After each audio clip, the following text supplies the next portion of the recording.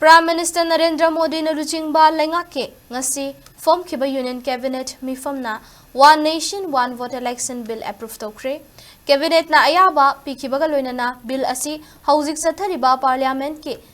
ningtham mifamda puthok haina news agency dagi fangba pauna haidi panba yabadi India da tangkak naina amuktada Lok Sabha State Assembly Mikhal amadi local body gi Mikhal Singh pangthok naba chattiba chahige August thada center lengakna ayaba pikhibani masigi damak India gi hanagi President Ramnath Kovind na luchingba awangba thaki committee amana handak pangthokiba Lok Sabha Mikhal mamangda center de report lankhat khibani report adugi matung inna India da Lok Sabha amadi State Assembly Mikhal hana pangthok laba matung local body gi Mikhal Singh yauna numit chamani gi manungda Mikhal pangthok naba report tawkhibani